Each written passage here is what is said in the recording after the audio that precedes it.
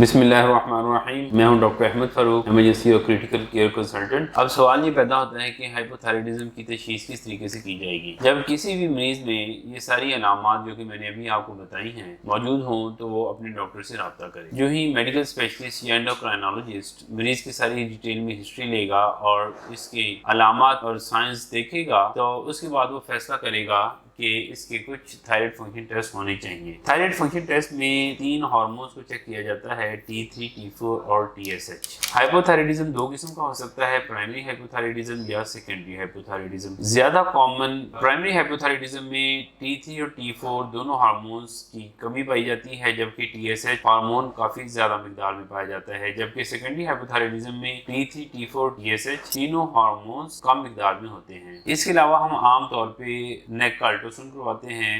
Ultrasound करवाने का मकसद ये होता है कि हमें थायराइड ग्लैंड के साइज का पता चले और ख़ास तौर पे इस चीज़ का मालूम करना भी ज़रूरी है कि क्या थायराइड ग्लैंड यूनिफॉर्मली इलाज है या उसके अंदर मुख्तलिफ नोड्यूल्स बने हुए हैं। अगर नोड्यूल्स बने हुए हैं तो इसे मल्टी नोड्यूलर गाइटर का नाम दिया जाता है। और मुख्तलिफ किस्म के नोड्यूल्स में प्रॉब्लम ये आती है कि कुछ नोड्यूल्स जो हैं वो ज़्यादा हार्मोन पैदा कर रहे होंगे, कुछ नोड्यूल्स बहुत कम हार्मोन पैदा कर रहे होंगे, या उनमें से कुछ नोड्यूल्स या कुछ गिल्टियाँ जो हैं वो कैंसर की शक्ल भी इख्तियार कर सकती हैं। गर्दन का अल्ट्रासाउंड करने के बाद पहले इस चीज़ की कंफर्मेशन की जाती है कि थायराइड ग्लैंड में नोड्यूल्स मौजूद हैं या नहीं। अगर मुख्तलिफ किस्म के नोड्यूल्स पाए जाते हैं तो फिर रेडियो एक्टिव आइसोटोप स्कैन किया जाता है। उस स्कैन में रेडियो एक्टिव आयोडीन बॉडी में इंजेक्ट की जाती है और फिर थायराइड ग्लैंड का स्कैन करके ये अंदाज़ा लगाया जाता है कि गिलड के कौन कौन से नोड्यूल्स ज़्यादा मिकदार में हार्मोन पैदा कर रहे हैं या कौन से कम मिकदार में हार्मोन पैदा कर रहे हैं।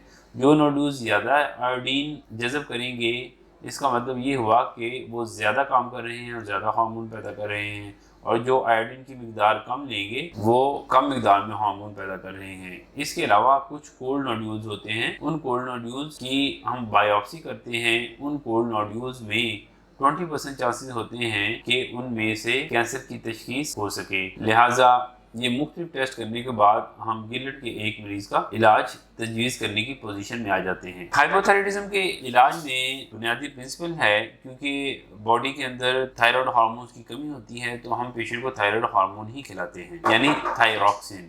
मरीज रोज़ाना 1 या 2 गोलियाँ नहाए जिससे उसके जिस्म में हार्मोन की कमी दूर होना शुरू हो जाती है। मुख्तलिफ मरीजों में मरीज का इलाज मुख्तलिफ हद तक चलता है। कुछ लोगों को 6 महीने, साल या 2 साल की दवाई खानी पड़ती है। बहुत सारे मरीजों में दवाई खाने के बाद में दवाई खाने की जरूरत नहीं पड़ती है, लेकिन अक्सर मरीजों को हो सकता है ये दवाई सारी जिंदगी के लिए खानी पड़े। इसके अलावा मुख्तलिफ इलाज जिसमें खास तौर पर बड़े हुए थायराइड ग्लैंड का ट्रीटमेंट किया जाता है, उसमें रेडियो एक्टिव आइसोटोप स्कैन है। इसके अलावा और मुख्तलिफ किस्म के तरीका इलाज, सर्जरी है, यानी बड़ा हुआ थायराइड ग्लैंड अगर दवाई से छोटा ना हो रहा हो तो इसका ऑपरेशन करके इसे निकाल दिया जाता है। बिलखुसूस उस वक्त जब ग्लैंड बहुत ज़्यादा बड़ा होना शुरू हो जाए और मरीज समझे कि देखने में बहुत बुरा लग रहा है, मुझे इसका ऑपरेशन करवा लेना चाहिए, या बहुत ज़्यादा बड़े होने की वजह से सांस में दुश्वारी आना शुरू हो जाए, या खाना पीना मुश्किल हो जाए, या उसकी वजह से आवाज़ बैठना शुरू हो जाए, तो इस सूरत में ऑपरेशन कर दिया जाता है। बाज़ दफ़ा मरीज़ को रेडियो एक्टिव आयोडीन भी पिलाई जाती है।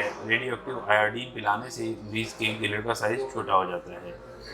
लेकिन इनमें से कौन सा तरीका इलाज ठीक रहेगा, इसका इन्हिसार आपके डॉक्टर के मशवरे पे होगा। शुक्रिया।